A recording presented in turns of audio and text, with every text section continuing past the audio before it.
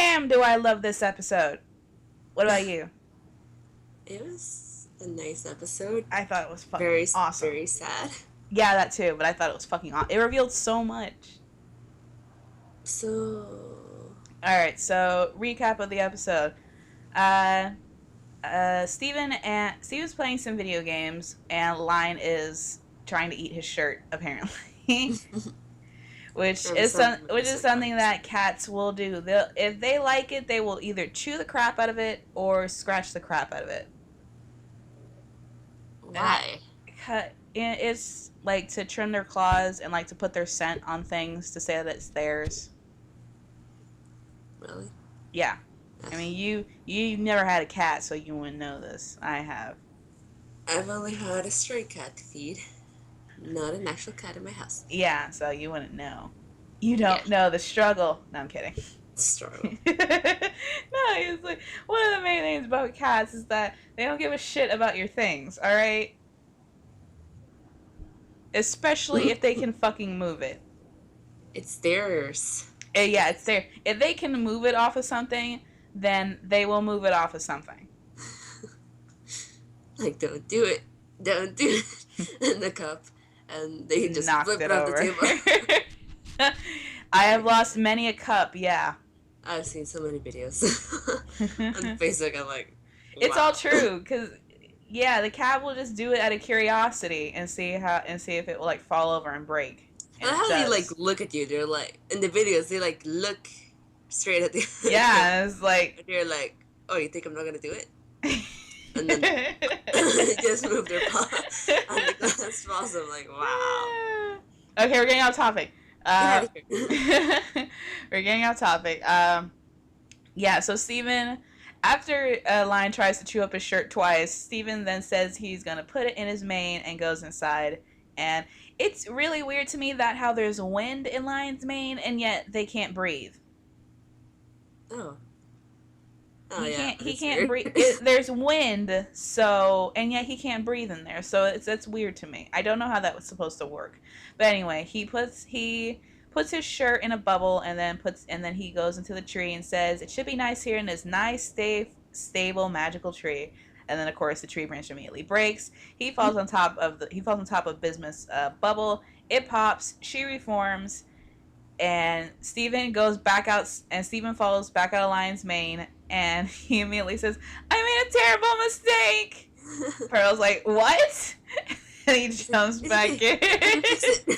Yeah, you're like, I can fix it. And then he jumps back in. Yeah. Bismuth is, of course, pretty confused that she's in this space.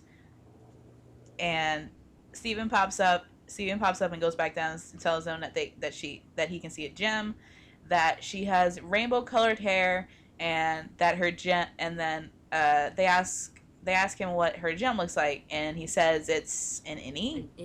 It's an innie. And Pearl and Garnet are a little bit surprised. Yeah. It can't be. Yeah. Garnet says pull to take her out, and he does, and they see it's Bismuth. We have no idea who Bismuth is, apparently. Not even Amethyst, because Bismuth was apparently one of the original crystal gems, and Amethyst came around after the Crystal Gem Wars. Someone had talked about Bismuth in a video sometime that I didn't really see, but I remember someone talking about it. Yeah. So Bismuth is, of course, she has no idea what's going on, since being in a bubble pretty much puts you in stasis. So she thinks that it's still the time of the Gem Wars, and it's like, how long was I out? Yeah, no, at first she asks where her other friends are, Crazy Lace, Biggs, and Snowflake. I really want to know who Snowflake is. I want to know too. I mean, I've seen a Snowflake gem, and it's kind of an interesting design. So where did you see one? No, on like Google, like when you Google the actual gem, not what the gem characters are. Oh, okay. I was like, what? No, the actual gem. It's actually a pretty cool looking design. So, and Garnet and Pearl don't really know how to tell her at first, so they just take her to the strawberry fields, which was which used to be the gem battlefield, and Bismuth is of course devastated that she missed out on everything and that everyone, all of her comrades, had died, basically. Yeah. Uh, after that, they head down to the forge. Oh. Steven and Amethyst have no idea what the hell the forge is, and they head to this kind of volcanic mountainside type thing, and they go inside, and there's this real. It's exactly what it is. It's a forge. Bismuth said how Rose told her that she could be anything that she wanted to be, and asked her what she wanted to build, and Bismuth built the weapons and said that she built all the weapons that the crystal gems were outfitted with. So I guess that would account for most of the weapons, of the really giant weapons that we saw in the strawberry fields. Yeah. Oh, and does that include probably the weapons that we see inside Rose's, the place where Lion took Steven, and Pearl was also took Steven Yeah, too? probably those two, and probably Pearl's massive amounts of swords and axes that she has in her room. Even though she only uses the spear. Oh yeah, it's the one that she summons for her gem. So Bismuth gives Garnet these brass knuckle things to put on her gauntlets to pack a little extra punch, and she gives Pearl an attachment to make her spear into a trident. And Amethyst like not convinced. She's like, "Who is this person? Like nobody has even told me anything about this. Not even Yeah, Rose." because I was thinking that the whole time when I originally watched it. It was like she's inside. She's inside. She was inside Lion's Mane for a reason, and no one is bringing that up. I thought that she was inside of Lion's Mane because, like, way back, because like she was about to get corrupted or something. I mean, that's She really cared for her, so she just put her inside. That's what I thought before the episode came. Well, clearly that's not the case, and she wasn't corrupted when she came out. But Yeah. my whole thought at the time when I originally saw it, and it's like she was in there for a reason, and no one's thinking about it. I mean, Amethyst brought it up, but then Bismuth asks her what her weapon was and shows her whip, and then gives her like these spike ball attachments to use, and then she could put like, yeah, Bismuth's cool. She completely like dismisses all suspicions on her. Yeah, all suspicions are gone because she gave her an attachment on her weapon. Yeah. Also, like from the beginning of the episode, she says something that like brings you to think that like there's something wrong with Bismuth. Like she says something to Steven. I don't remember what it is, but well, at first when she asked where Rose was, and then Steven says that he's Rose's son, she kind of gets this look on her face. She gets this look on her face at first, and it's hard to describe it, but it's one of surprise. It's kind of one of surprise and angst. It's more angst. But after Amethyst absolves all suspicion because she gave her free stuff. Who doesn't love free shit? I don't know. I love free shit. Don't you love free shit? Huh? Don't you love free shit? Of course. Of course. Who doesn't love it? Get free shirts from my campus. But then I don't wear them. I'm like, why did I get this again? Because it was free. I know. It was free. That's why you took it. And anyway, we go back to the temple where they're going on, where they train for a little while. Garnet goes first, and Bismuth teases that she thinks the power couple is losing their spark. And then Pearl comes in, and she says, "Pearl, I didn't ask you to bring me a spear." And then Pearl says, "You won't like how I give it to you," and then shoots lasers. And Bismuth is surprised by the lasers, because I guess back during the Gem World she didn't have that. Yes, so. Yeah, so Because we've seen Pearl with a laser since the beginning, so it's not a surprise to us. And then Amethyst, uses her whip. She transforms into her wrestler mode, and then, which she really likes doing for some reason, and throws Bismuth. Bismuth wants Steven to join, but it's clearly too intense for him since after Amethyst throws her. Most of his attacks are like. Huh? Well, most of the things that he uses, like shield, bubble. Yeah, it's for defense. No, that's not attacking. Yeah, not for heavy combat. No, especially since after Bismuth pounds this big ass rock into oblivion, Steven's eyes just go like wide as people shrink. It's like, nope, not happening. Steven then tells Bismuth that he has his own training traditions, and they do some. First, they play badminton, and Bismuth hits the shuttlecock really hard into oblivion, basically. Not into oblivion. It like made a hole in the ground. It's a shuttlecock. They're not made for heavy impact. Badminton is a light sport. You tap it. You don't spike it like a damn volleyball. You've never played badminton before, have you? I've seen people play badminton. But you have never done it yourself, have you? No. You suck. Never. No, I'm kidding.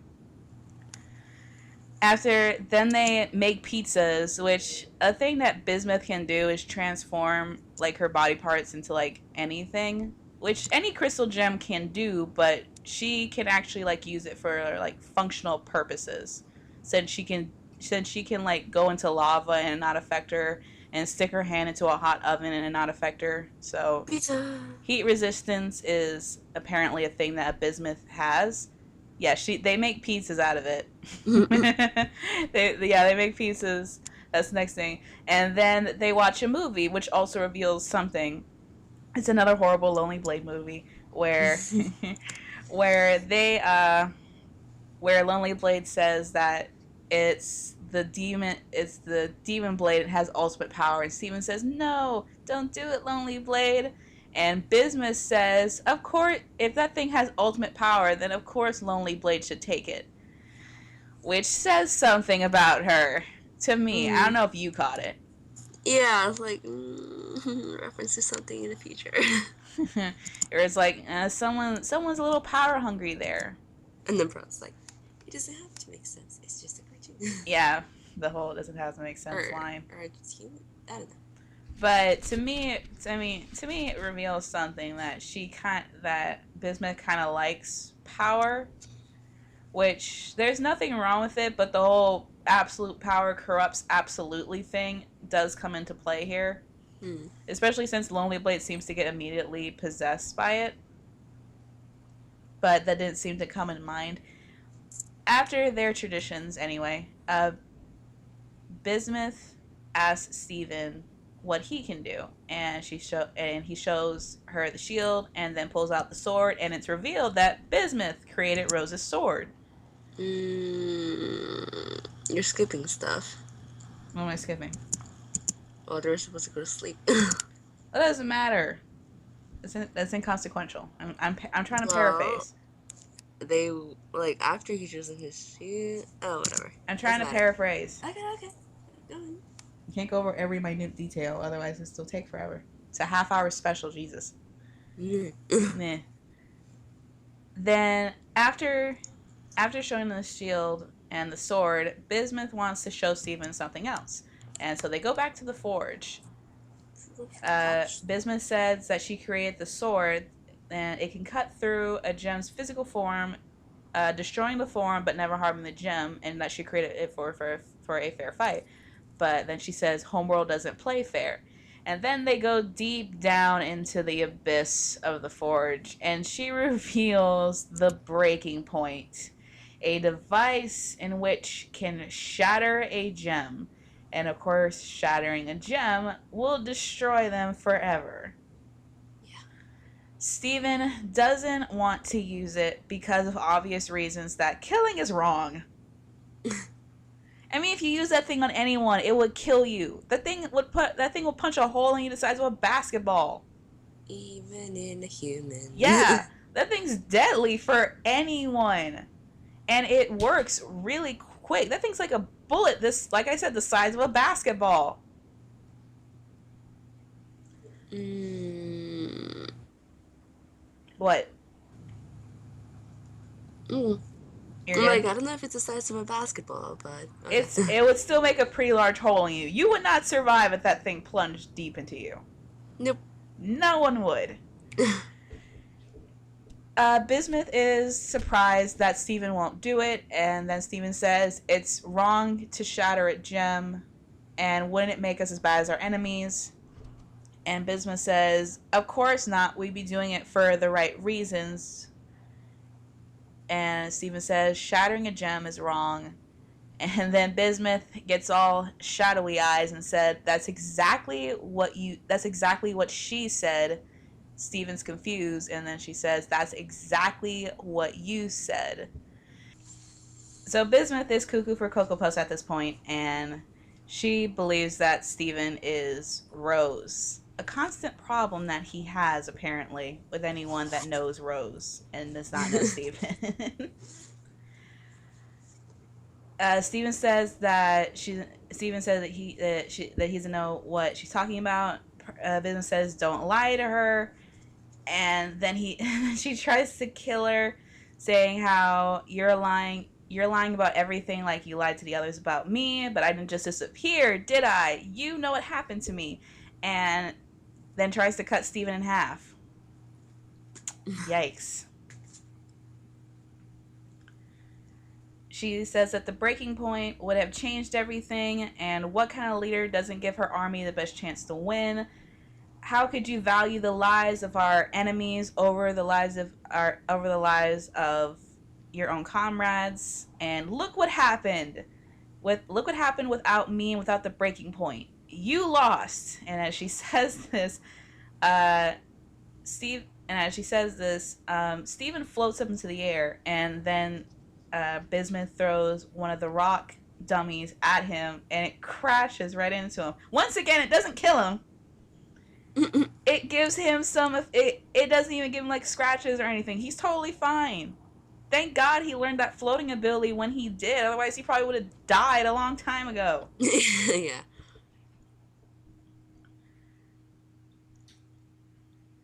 So Stephen then proceeds to throw the rock soldier back at her.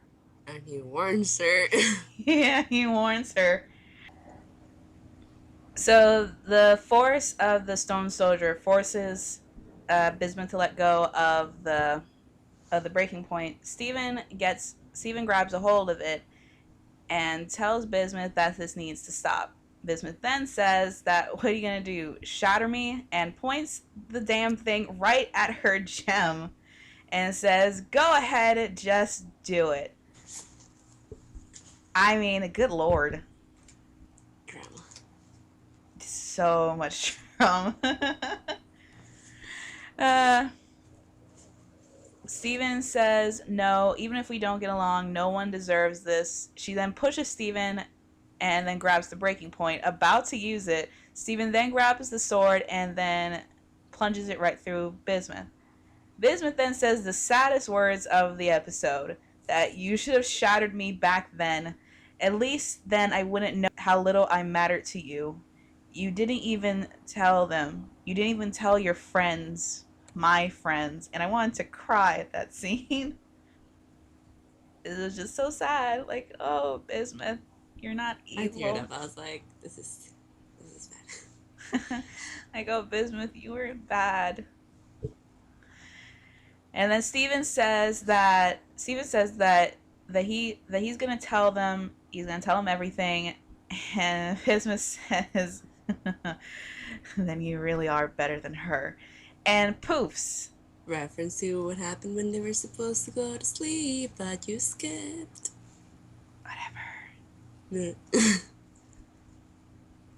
Yeah, I skipped that part. That Bismuth said earlier that It doesn't matter. Steve that Yeah. whatever that Steven that Bismuth said Steven is better than Rose, and of course there's this line. Steven goes back, uh, seen it Bubbles Bismuth's gem. He goes back and of course it ends on another somber note with Garnet putting Bismuth's bubble in the bubble room. And that was Bismuth. What do you think? Very sad. It was. It was extraordinarily sad. Sentimental. So sad. I think. I mean, I have my reasons as to why Rose did what she did. I mean, I guess you can contribute it to another theory, but it's not really a theory though. What? I mean, there's no excuse for having Bismuth locked up in a bubble for so long. But I believe that the reason why she did it was because, I mean, it's already revealed the whole Rose shattering pink diamond thing, and how Rose afterwards says that she values all life. She had to have felt really guilty for shattering pink diamond because she felt like she had absolutely no choice in order to save the earth but to do that. So, and I had mentioned this in I mentioned this in my gem hunt video with Connie, that how I compared the situation to this Alien versus Predator comic that I have, where a predator fights the xenomorph aliens in a way where it looks like he's had a lot of training but no actual experience. The same thing could be said here. Bismuth had used it on the dummies, but it's a really big difference when you're looking your enemy in the eye and they're pleading for their life.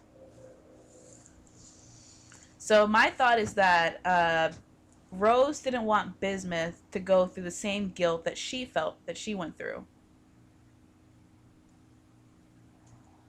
Huh. And of course, Bismuth didn't understand it at the time, and clearly from this, she still doesn't get it since she was in stasis. So, I mean, that's my thought on it. That Rose didn't want Bismuth to go through the guilt that she felt that she went through from shattering Pink Diamond. Maybe.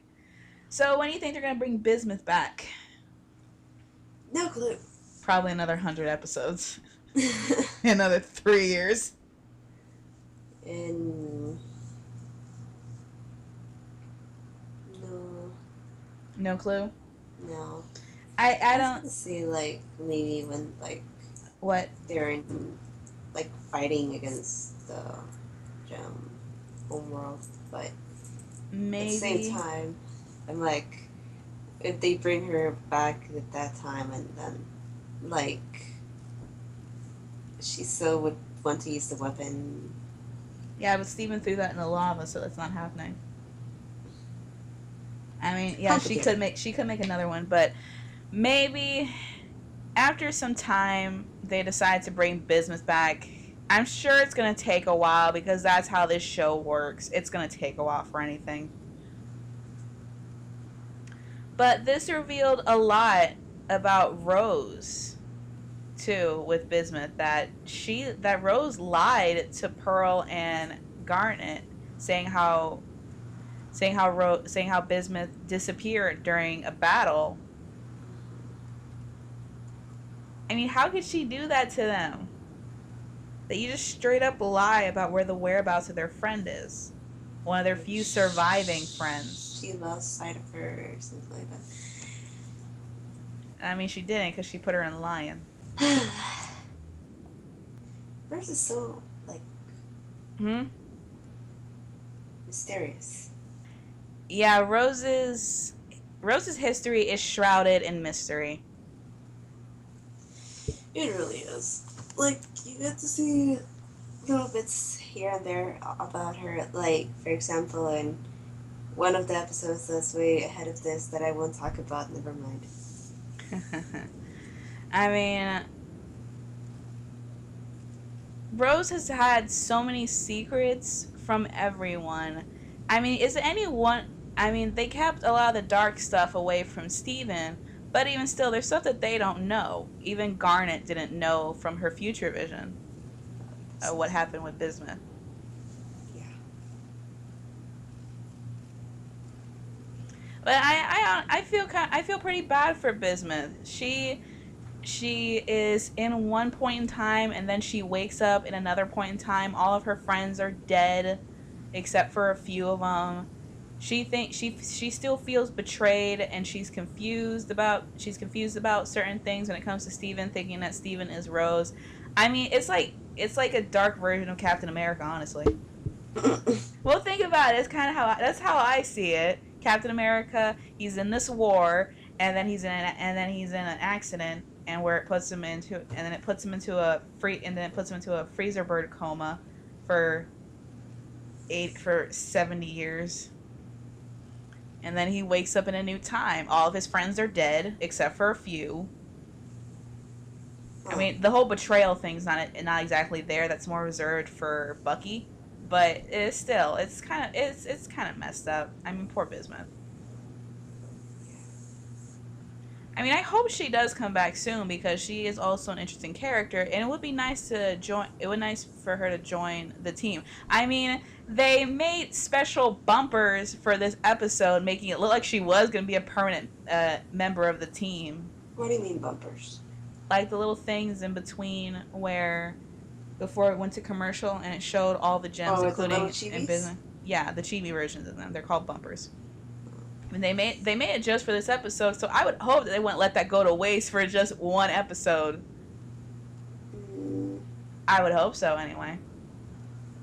No, I was like, something's gonna go wrong throughout the whole episode. I was thinking that. I was like, I mean, hell, I'm still waiting for the updated version of the intro that has Lapis and Peridot in it. Hasn't happened yet. Nope, I don't think it's gonna happen. And yet they made special bumpers for the 100th episode. It was 100 episodes, sheesh. I know, but still, I still want the updated one. And if they had put a new opening for like the an updated opening for the 100th episode, it would have been bad because you would have seen Bismuth in it. No, I don't mean having Bismuth in it. I just mean since it's been a while since Lapis and Peridot have joined the group, I want them added into the intro. When Bismuth actually becomes a permanent member of the Crystal Gems again, then I would want it updated for her in it. Until then, I just want Lapis and Peridot in the intro. And maybe if the planets align just right, and there's a blue moon out in the middle of the day, maybe when Jasper joins up with them. That seems really hard. I said when the planets align and there's a blue moon in the middle of the day, alright? It's a long shot.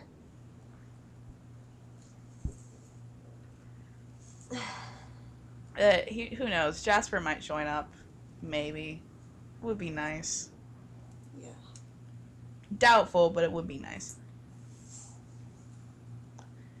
Regardless, this episode was sad, but it revealed a lot about Rose and the darker side of her history. I mean, no one that's in war has a bright side of history. You can romanticize it however much you want it to, but in the end, there's still going to be dark shades to it. I mean, we romanticize we romanticize the aspects of knights. And how there were these noble people, well, noble men, because there were really no female knights. How there were these noble men that would defend, how they would defend their people and honor and whatever. When in actuality, knights were assholes.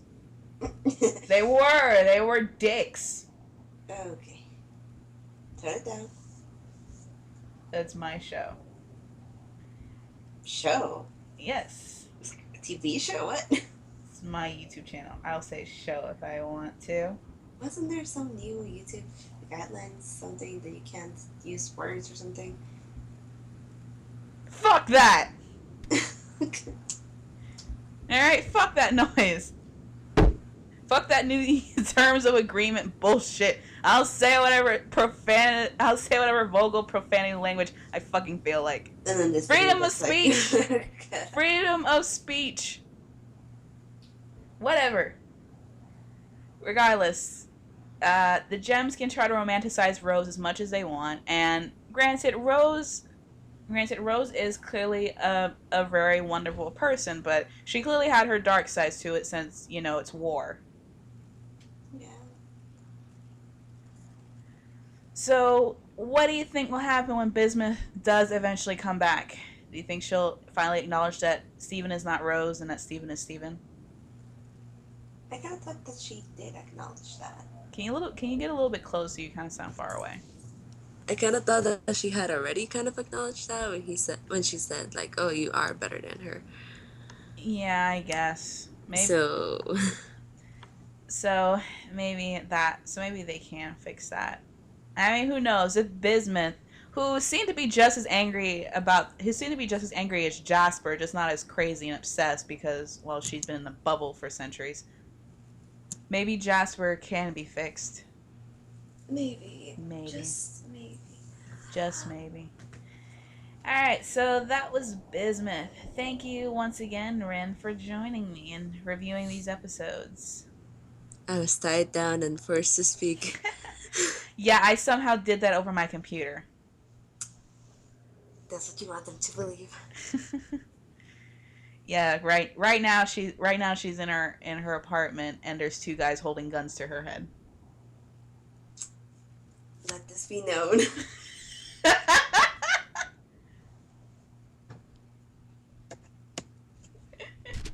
They've been so quiet throughout this whole time. I think they're just statues, to be honest. That might be it too. Who knows? I hired them off of Craigslist. Oh my. Can't believe you sent strangers to my house. Yeah, they were gonna be strangers regardless. Oh gosh. Well, I would be at least a little less concerned if you knew them, but you're just like, oh, okay, I'm gonna hire you. It doesn't matter if like you're a criminal or not, or if you're like a person that likes to kill people just cause. Don't worry, they're blanks. How do you know? Because I gave them the guns. Oh my gosh. What, you're getting so much money from YouTube, you can buy guns. Yeah, my $11. So much money. Man. Okay, in all seriousness, though, don't worry, I'm not holding her hostage. She's just being dramatic as usual. What? I am not. Dramatic. Well, whatever. Thank you again for helping me. No problem. And I will see you all next week. Next week with what? More reviews. So long, everyone. Say bye. Bye.